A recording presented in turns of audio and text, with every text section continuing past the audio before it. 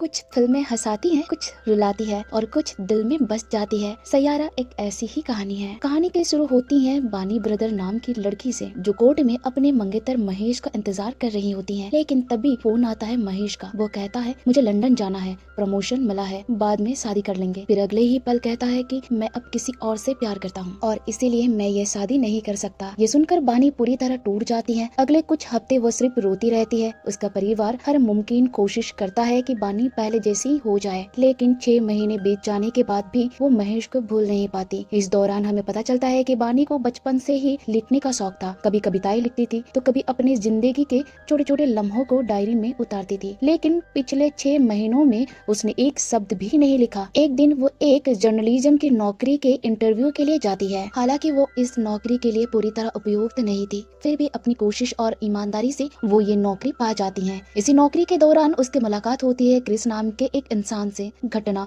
कुछ ऐसी होती है, ऑफिस के बाहर बानी गलती से अपनी डायरी भूल जाती है और वो डायरी मिलती है क्रिस को। जब क्रिस डायरी लौटाने जाता है तब वो पहली बार बानी का नाम पढ़ता है, बानी ब्रदर। जब बानी ऑफिस के अंदर जाती है तो वो देखती है कि क्रिस एक म्यूजिशियन है और उस समय ऑफिस की एचआर से जोरदार बहस कर रहा है। वजह यह है कि एचआर ने उसकी गाई की हुई म्यूजिक पर अच्छा रिव्यू नहीं दिया, बल्कि उसी ब्रांड के बाकी सदस्यों की तारीफ की। ये बात क्रिस को अंदर तक चुभ जाती है। वो गुस्से में इतना बेकाबू हो जाता है कि एचआर के ऊपर ही दौड़ता है। बानी ये सब अपनी आंखों से देखती है, चुपचाप किनारे से। गुस्से में तिल मिलाया हुआ क्रिस अपने दोस्तों के पास लौटता है, लेकिन वहाँ भी बहस छिड़ जाती है। क्रिस को लगता है कि उसके ही दोस्तों ने पैसे देकर ये फेक रिव्यू करवाया ताकि उसका नाम पीछे रह जाए। नतीजा उस दिन का स्टेज शो रद्द हो जाता है, क्योंकि क्रिस के ब्रांड के बाकी सभी सदस्य शो छोड़कर चले जाते हैं। लेकिन क्रिस हार नहीं मानता। उसके साथ रहता है सिर्फ उसका सच्चा दोस्त कीवी। और फिर क्रिस अकेले अपने गिटार के साथ स्टेज पर चढ़ता है। ना बेकअप ना बैंड, सिर्फ वो और उसका म्यूजिक। वो अपनी आत्मा से गाना गाता है। हर एक सुर में उसका दर्द, उसकी सच्चाई और उसकी तरफ झलकती है। पूरा हॉल खामोश हो जाता है और जब गाना खत्म होता है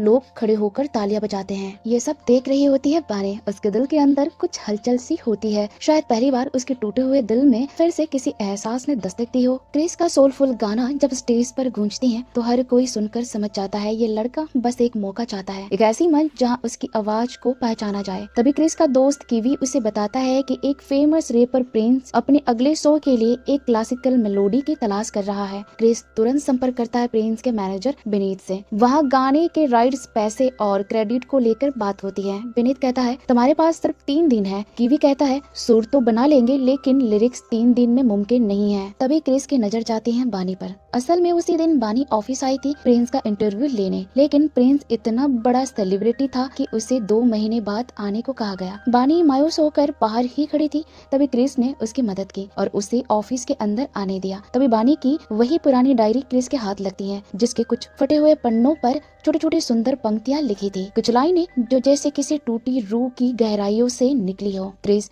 उन्हीं लाइनों को एक संगीत में पिरो देता है और जब वो गाना बनकर बजता है प्रिंस सुनते ही हैरान रह जाता है। वह कहता है मुझे इस गाने का पूरा वर्जन चाहिए। अब क्रिस के पास कोई चारा नहीं, वो सीधा बानी से मदद मांगता है। वो उसे कहता है अगर तुम इस गाने के पूरे लिरिक्स लिख दो तो मैं वादा करता हूँ प्रिंस का एक्सक्लूसिव इंटरव्यू तुम्हें ही दूंगा रिलीज से पहले। बानी थोड़ी देर सोचती है, लेकिन फिर उसके अंदर का लेखक जाग जाता है। वो मान जाती हैं और वहीं से शुरू होती है बानी और क्रिस की साझी रचना। एक ऐसी गीत जो सिर्फ एक प्रोजेक्ट नहीं बल्कि दिलों को जोड़ने वाली कहानी बन जाता है। उसी रात से बानी और क्रिस मिलकर गाने पर काम शुरू कर देते हैं। बानी आती है क्रिस के म्यूजिक स्टूडियो में, कलम हाथ में लेकर गाने के बोल लिखने बैठती है, लेकिन शब्द उसकी उंगलियों से जैसे फिसलने लगते हैं। वो चाहकर भी कुछ लिख नहीं पा रही थी। उसके भीतर एक अजीब सी बेचैनी थी, जैसे दिल में बहुत कुछ था लेकिन सब उलझा हुआ। उधर क्रिस इंतजार करता रहता है कि कब बानी लिखना शुरू करेगी, लेकिन तभी बानी रुक कर कहती है हर गाना यूं ही झट से नहीं लिखा जा सकता, कुछ गानों को समय देना पड़ता है। वो आगे कहती है अच्छे गाने जब हम सुनते हैं तो वो हमारे जिंदगी के कुछ खास लम्हों को जगा देते हैं और यही वजह है कि वो गाने हमें छू जाते हैं, लेकिन अभी मुझ पर इतना प्रेशर है कि मैं कुछ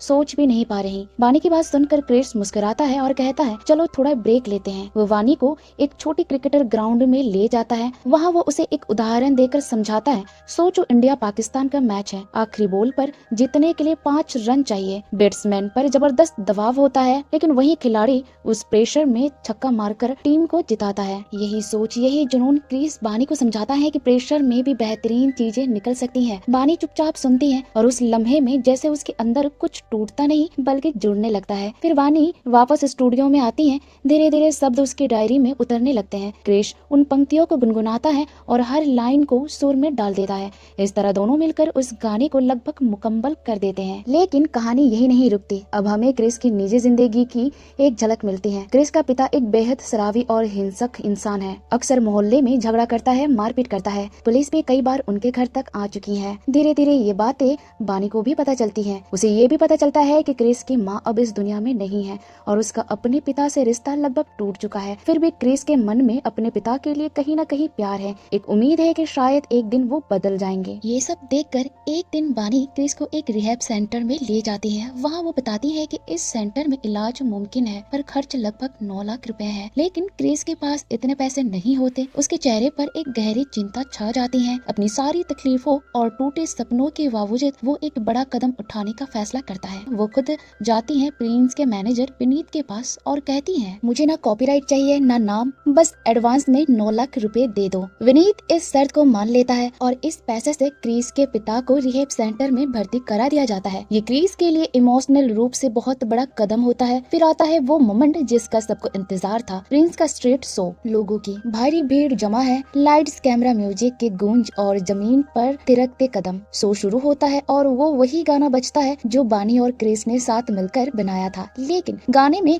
कभी भी क्रिस का नाम नहीं होता, न क्रेडिट में, न स्क्रीन पर, न ही किसी इंट्रो या अनाउंसमेंट में। फिर भी क्रिस वहाँ मौजूद होता है, एक दर्शक की तरह, जज्बाती इंसान की तरह जिसने दिल से कुछ बनाया था। बानी भी वहाँ होती है। वो जानती थी कि क्रिस जरूर आएगा। शो के बीचों बीच भीड़ के उस महासागर में दोनों की नजरें एक दूसरे से टकरा जाती हैं। कुछ कहे बिना ही दोनों समझ जाते हैं कि इस गाने के पीछे कितना संघर्ष, कितना दर्द और कितना प्यार छिपा है। वो दौड़ते हुए एक दूसरे को गले लगा लेते हैं। भीड़ के बीच, शोर के बीच, जैसे वक्त थम सा गया हो। इसके बाद की जिंदगी जैसे एक नई सुबह बनकर दोनों के सामने आती है। बानी और क्रिस अब एक दूसरे के साथ जिंदगी को जीने लगते हैं। लेकिन एक दिन क्रिस बानी से अपने पुराने दोस्तों की बात करता है, उन दोस्तों की जिनसे उसका झगड़ा हो गया था। वो कहता है, मैं सिर्फ गा सकता हूँ, तुम हो जो बोल लिखती हो, लेकिन जो मेरी धुनों को दुनिया तक पहुँचा सकते थे वो मेरे पुराने बैंड के साथी थे जो अब मेरे साथ नहीं है। बानी उसकी बात ध्यान से सुनती है और मुस्कुरा कर कहती है, क्रिस तुम्हें उनकी जरूरत है, वो तुम्हारा हिस्सा है, उनके बिना तुम अधूरे हो। अगर माफी मांगने से सब ठीक हो सकता है तो पीछे मत देखो। इन शब्दों से क्रिस का दिल पिघल जाता है। उसी वक्त वो उठता है और अपने सभी पुराने बैंड मेंबर से मिलने निकल पड़ता है। एक एक करके उनसे मिलता है और पूरी सच्चाई और नम्रता से माफी मांगता है। अब क्रिस और उसकी पूरी टीम एकजुट हो चुकी थी। पुरानी गलतफहमियां खत्म हो चुकी थी और इस बार उनका मकसद था कुछ बड़ा करना, ऐसा कुछ जो पहले कभी नहीं किया गया था। क्रिस अपने दोस्तों से कहता है, इस बार हम कुछ ऐसा बनाएंगे जो लोगों के दिल को छू जाएगा। हमारे पास अब वो चीज है जो पहले नहीं थी, हमारे पास है बानी। उसकी लिखी लिरिक्स हमें उड़ान देगी। बानी अब पूरी तरह से टीम का हिस्सा बन चुकी थी। उसने एक से बढ़कर एक दिल छू लेने वाले लिरिक्स लिखना शुरू कर दिए। पूरी टीम जोश से भर गई और उन्होंने मिलकर नए गाने पर काम करना शुरू कर दिया। दिन रात की मेहनत के बाद आखिरकार वो गाना रिकॉर्ड हुआ और यूट्यूब पर रिलीज किया गया। और बस फिर क्या, पहले ही दिन था और गाना वायरल हो गया। लाखों लोग उस गाने से जुड़ गए। कमेंट्स में तारीफों की लिस्ट लग गई। पर इस बार इस सक्सेस का पूरा क्रेडिट गया बानी को, क्योंकि पहले भी उन्होंने गाने बनाए थे लेकिन उस जादुई लिरिक्स की कमी हमेशा खलती थी। बानी के लिखे गाने की टीम को वो पहचान दिलाई जिसकी उन्हें तलाश थी। सभी खुश थे और क्रिश और बानी भी अब पहले से कहीं ज्यादा एक दूसरे के करीब आ चुके थे। दोनों का रिश्ता अब सिर्फ म्यूजिक तक सीमित नहीं था, अब उसमें एक इमोशनल जुड़ाव भी था। कुछ दिन बाद एक शाम क्रिस बानी को घर छोड़ने आया। दोनों गाड़ी से उतरे ही थे कि बानी की माँ ने उन्हें साथ देख लिया। माँ का चेहरा गुस्से से लाल हो गया। उन्होंने तुरंत बानी को डांटना शुरू कर दिया। तू भूल गई कि कुछ महीने पहले तू डिप्रेशन में थी, हमने कितनी तकलीफ सही थी। अगर तूने फिर से कोई गलत फैसला लिया तो इस बार हम में से कोई भी बर्दाश्त नहीं कर पाएगा। उसी वक्त दरवाजे पर खड़ा था क्रिश। बानी का बैग लौटाने आया था। उसने सब कुछ सुन लिया और वो वहीं दरवाजे पर चुपचाप खड़ा रह गया, जैसे किसी ने उसके अंदर की आवाज को को भी चुप करा दिया हो। बातों का असर इतना गहरा हुआ कि बानी वहीं बेहोश होकर गिर पड़ी। उसे फौरन अस्पताल ले जाया गया। खबर मिलते ही क्रिस भागते हुए अस्पताल पहुंचा, लेकिन बानी की माँ अब भी नाराज थी। उन्होंने क्रिस से साफ कहा, अगर सच्चा प्यार करता है तो बानी से शादी कर ले, वरना अभी और यहीं से हमेशा के लिए उसकी जिंदगी से निकल जा। इतना सुनकर क्रिस सीधा बानी के सामने पहुंचा और बोला, चलो बानी, हम शादी करते हैं। बानी थोड़ी देर चुप रही, फिर धीरे से बोली, शादी इतनी आसान चीज नहीं है क्रिस, ये एक बहुत बड़ी जिम्मेदारी है और अभी तुम्हें सुपरस्टार बनना है। वो सपना जो तुमने सालों से देखा है, वह सपना पहले पूरा होना चाहिए। शादी तो आज नहीं तो कल कर ही लेंगे, लेकिन अगर मैं तुम्हारे सपनों की राह बन जाऊं तो मैं कभी खुद को माफ नहीं कर पाऊंगी। तुम्हारा फ्यूचर बहुत ब्राइट है, उसमें तुम्हें रोकना नहीं चाहती। बानी की बातें सुनकर क्रिस की आंखों में आंसू आ जाते हैं। बस उसके हाथों को पकड़ता है और मुस्कुरा कर चला जाता है। 2 दिन बाद बानी अस्पताल से डिस्चार्ज हो जाती है और धीरे धीरे ठीक होने लगती है। उधर क्रिस अपने दोस्तों के साथ गोवा चला जाता है एक ट्रेवल वीडियो शूट के लिए। जैसे ही वो गोवा पहुंचते हैं, उन्हें पता चलता है कि उनका वीडियो पहले से ही वायरल हो चुका है। चारों तरफ लोग उन्हें पहचान रहे थे, सेल्फी ले रहे हैं, ऑटोग्राफ मांग रहे हैं। क्रिस अब एक सच्चा सुपरस्टार बन चुका है। उधर बानी भी अस्पताल से घर आ चुकी है, लेकिन तभी डॉक्टर उसे दोबारा कुछ टेस्ट के लिए बुलाते हैं। रिपोर्ट आते ही जो सच्चाई सामने आती है वो सबको झंझोर देती है। डॉक्टर बताते हैं कि बानी को अल्जाइमर हो चुका है। धीरे धीरे वो सब कुछ भूलने लगी है और इस बीमारी का कोई पक्का इलाज नहीं है। वो खुद भी नोटिस कर रही थी कि वो कई चीजें भूलने लगी हैं, मगर उसने सोचा शायद स्ट्रेस है, पर अब सच सामने है। डॉक्टर उसे सलाह देते हैं कि सबसे पहले अपने परिवार को ये बात बतानी चाहिए। ये सुनकर बानी अंदर से पूरी तरह टूट जाती है। ठीक तभी वहाँ क्रिस आ जाता है। वो बानी को बताता है, मैं अब सुपरस्टार बन गया हूँ, गोवा के लोगों ने मुझे बहुत प्यार दिया। बानी चाहती है कि वो अभी उसे अपनी बीमारी के बारे में बता दे, लेकिन क्रिस की खुशी देखकर वो चुप रह जाती है। अगले दिन बानी ऑफिस जाती है, लेकिन उसके दिमाग में बार बार अल्जाइमर की बात घूमती रहती है। वहाँ वो महेश को देखती है और महेश को देखते ही उसकी सारी पुरानी यादें ताजा हो जाती है, लेकिन वो उससे कुछ भी नहीं कहती। इसके बाद वो क्रिस के पास जाती है और क्रिस उसे बताता है, अब हमें दिल्ली में एक बड़ा कंसर्ट करना है, ये हमारे करियर का सबसे बड़ा मौका है। यहाँ भी बानी अपनी बीमारी की बात नहीं बताती, क्योंकि वो जानती है अगर उसने कुछ कह दिया तो क्रिस कभी भी उस कंसर्ट में नहीं जाएगा।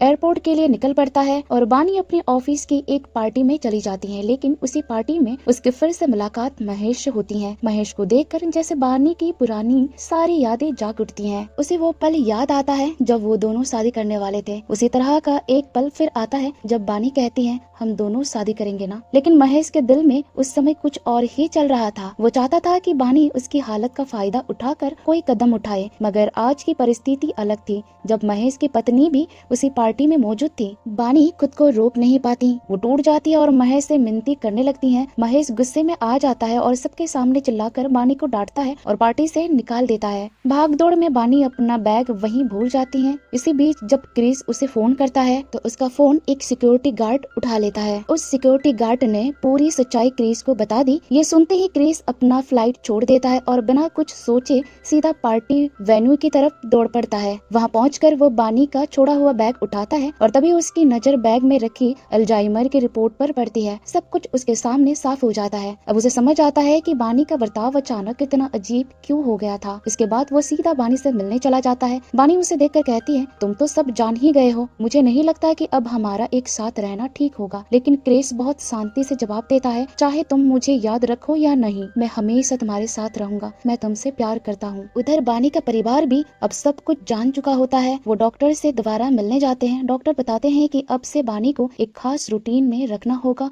और उसे बहुत ही शांत माहौल में रखना होगा, जैसे पहाड़ों के बीच या समंदर के किनारे। ऐसा वातावरण उसके लिए एक तरह की थेरेपी होगा। ये सुनकर क्रिस एक बड़ा फैसला लेता है। वो तय करता है कि वो बानी को समंदर के किनारे ले जाएगा। दोनों अलीबाग चले जाते हैं और वहीं रहना शुरू करते हैं। वहाँ से दोनों बहुत हंसी खुशी वक्त बिताते हैं, एक दूसरे को और गहराई से चाहने लगते हैं। लेकिन वक्त के साथ बानी की याददाश्त धीरे धीरे कम होने लगता है। फिर भी क्रिस को कोई शिकायत नहीं थी, क्योंकि उसके लिए प्यार सिर्फ यादें नहीं, साथ होना था, चाहे यादें रहें या ना रहें। इसका प्यार बानी के लिए अटल था। उधर क्रिस दिल्ली में होने वाला बड़ा कंसर्ट नहीं कर पाया, लेकिन उसके दोस्तों ने उस कंसर्ट को पूरा किया और वो कंसर्ट भी बहुत ज्यादा सफल रहा। इसके बाद मुंबई में एक बार फिर एक बड़ा कंसर्ट आयोजित होता है। इस बार बानी चाहती है कि क्रिस उस कंसर्ट में हिस्सा ले। बानी बहुत खुश होती है। वो मुस्कुराते हुए कहती है, मैं तुम्हारे स्टेज के ठीक सामने बैठूंगी। कोई ताली बजाए या ना बजाए, कोई तुम्हारा नाम चिल्लाए या ना चिल्लाए, मैं जरूर करूंगी। सब तैयारियां पूरी हो जाती हैं। कंसर्ट शुरू होता है। क्रिस स्टेज पर चढ़ता है और गाना शुरू करता है, लेकिन तभी होता है एक हादसा। वहाँ फिर से महेश आ धमकता है। पता चलता है कि इस कंसर्ट का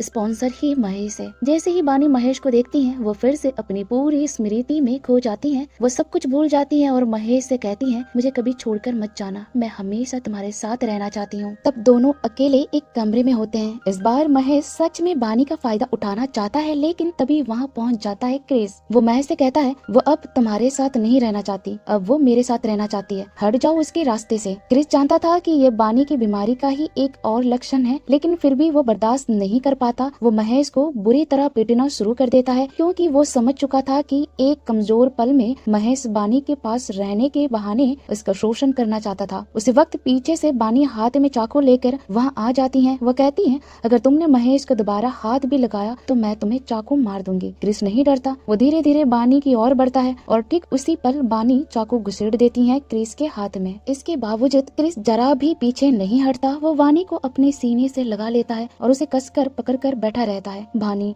धीरे धीरे बेहोश हो जाती है। अगले दिन जब उसकी नींद खुलती है तो उसे कुछ भी याद नहीं होता। उसे ऐसा लगता है जैसे आज ही वो कंसर्ट होने वाला है। वो मुस्कुराते हुए कहती है, आज तो तुम्हारा कंसर्ट है ना? क्रिस हल्की मुस्कान के साथ जवाब देता है, नहीं, कंसर्ट तो कल ही हो गया, तुम बहुत खुश थी। फिर बानी कहती है, एक लड़का अपनी गर्लफ्रेंड से नाराज होकर बैठा है, ऐसा कोई गाना लिखे ना जिससे वो फिर से उसके पास लौट आए। उसके बाद बानी थोड़े सोचते हुए फिर एक प्यारा सा गाना लिखकर उसे थमा देती है और कहती है, अगर कोई भी किसी बात पर नाराज हो तो ये गाना सुनकर दौड़ा चला आएगा तुम्हारे पास। लेकिन कल की उस घटना के कारण क्रिस के क्रू मेंबर्स को बहुत शर्मिंदगी झेलनी पड़ी थी। लोगों ने उन्हें खूब खरी खोटी सुनाई। इसलिए अब क्रिस फैसला करता है कि वो खुद जाकर विनीत सर से माफी मांगेगा, ताकि अगली बार भी उन्हें कंसर्ट करने की इजाजत मिल सके। वो अपने दोस्तों से कहता है, मैं विनीत सर के पास जाकर खुद माफी मांगूंगा, बस वो हमें एक और मौका दे दे। लेकिन तभी उसके दोस्त कहते हैं, इस बार ये कंसर्ट हम सब मिलकर करेंगे, वरना कोई नहीं करेगा। तू बहुत बदल गया है क्रिस, हमें वो पुराना क्रिस कपूर चाहिए जो गुस्से वाला था, एटीट्यूड वाला था, लेकिन फिर भी अपना था, हमारा था। इसके बाद क्रिस दोबारा बानी से मिलने जाता है, लेकिन जाकर देखता है कि बानी घर पर नहीं है। वो पूरा घर छान मारता है, यहाँ तक कि समंदर के किनारे तक चला जाता है, लेकिन बानी कहीं नहीं मिलती। इससे वो बहुत तनाव में आ जाता है। वो तुरंत बानी के परिवार को भी खबर देता है। फिर वे पुलिस में शिकायत दर्ज करवाते हैं। कई दिन बीत जाते हैं, लेकिन बानी का कोई सुराग नहीं मिलता। वे कई पुलिस अधिकारियों से संपर्क करते हैं, लेकिन पुलिस कहती है, हम 2 महीने से तलाश कर रहे हैं, लेकिन बहुत बार ऐसा होता है कि लापता लोग कभी नहीं मिलते। इसी तरह 1 साल बीत जाता है, लेकिन क्रिस को आज तक बानी का कोई पता नहीं चलता। फिर भी वो बानी को भूल नहीं पाता। पहले की ही तरह वो बानी से उतनी ही गहराई से प्यार करता है। बानी ने गायब होने से पहले एक गीत लिखा था। उसी गीत के जरिए क्रिस कपूर बन जाता है, भारत का सबसे बड़ा सुपरस्टार, क्योंकि बानी ने कहा था, ये गाना जो भी सुनेगा वो दौड़कर तुम्हारे पास आ जाएगा। इसी विश्वास के साथ क्रिस बार बार वही गाना गाता रहा, इस उम्मीद में कि एक न एक दिन बानी जरूर लौट आएगी। इसी दौरान उनकी टीम को लंदन में एक कंसर्ट करने का मौका मिलता है। अब उनकी टीम सफल है, लोकप्रिय है। वहाँ लोग क्रिस के गानों पर रील्स बना रहे होते हैं। एक वीडियो में क्रिस को बानी की आंखें दिखती हैं। वह सब कुछ छोड़कर दौड़ता हुआ मनाली के उसी जगह पहुँचता है जहाँ वो वीडियो शूट हुआ था। वहाँ जाकर उसे पता चलता है कि बानी एक महिला हॉस्टल में रहती है। वहाँ के स्टाफ बताती है, वो पूरे दिन सिर्फ आपकी ही बातें किया करती थी। उसके कमरे में आपकी तस्वीर, पोस्टर, न्यूज़पेपर की कटिंग्स, सब कुछ था। बानी एक चिट्ठी छोड़ गई थी, उसमें लिखा था, प्लीज तुम ये चिट्ठी कभी मत पढ़ना, क्योंकि अगर तुम ये पढ़ रहे हो तो इसका मतलब है कि तुम सब कुछ छोड़कर मेरे पीछे आ गए हो, जो मैं कभी नहीं चाहती थी। यहाँ से समझ में आता है कि कंसर्ट वाले दिन का वो वीडियो देखकर बानी को अपने किए का एहसास हो गया था कि उसने कितनी बड़ी गलती की थी और वो सब कुछ छोड़कर चली गई थी, क्योंकि वो क्रिस को और तकलीफ नहीं देना चाहती थी। आखिरकार क्रिस बानी को ढूंढ निकालता है, लेकिन बानी उस वक्त कुछ भी याद नहीं कर पा रही थी। वो क्रिस से पूछती है, आप कौन है? क्रिस जवाब देता है, मैं एक गायक हूँ, लेकिन कई दिनों से कोई गाना नहीं बना पाया, मेरे पास अब कोई शब्द नहीं है। बानी कहती है, मैं भी बहुत दिनों से कुछ लिखने की कोशिश कर रही हूँ, लेकिन लिख नहीं पा रही। तब क्रिस कहता है, मैं जानता हूँ अकेले बैठकर गाने नहीं लिखे जाते, जो गाने दिल को छू जाए वो खास लम्हों में ही लिखे जाते हैं। इसके बाद क्रिस बानी को फिर से उन पुराने दिनों की तरफ लेकर जाता है। उसे क्रिकेट खेलने लगता है ताकि उसकी यादें लौट आए। शुरुआत में बानी को कुछ याद नहीं आता, लेकिन क्रिस बार बार कोशिश करता है। आखिरकार एक पल ऐसा आता है जब बानी बोल पड़ती है क्रिस कपूर। उसे सब कुछ याद आ जाता है। बानी कहती है I love you Chris Kapoor. इसके बाद वे दोनों साथ में कंसर्ट करते हैं और फिर शादी कर लेते हैं। अब बानी की डायरी में उनकी ढेर सारी खूबसूरत यादें दर्ज है और इस तरह खत्म होती है एक दिल को छू लेने वाली प्यारी सी लव स्टोरी। तो ये थी सैयारा मूवी की पूरी कहानी। उम्मीद है आपको ये रोमांटिक कहानी पसंद आई होगी। अगर आपको मेरा एक्सप्लेनेशन अच्छा लगा हो तो ये वीडियो को लाइक जरूर करें और हमारे चैनल को सब्सक्राइब करके हमारा साथ बने रहें।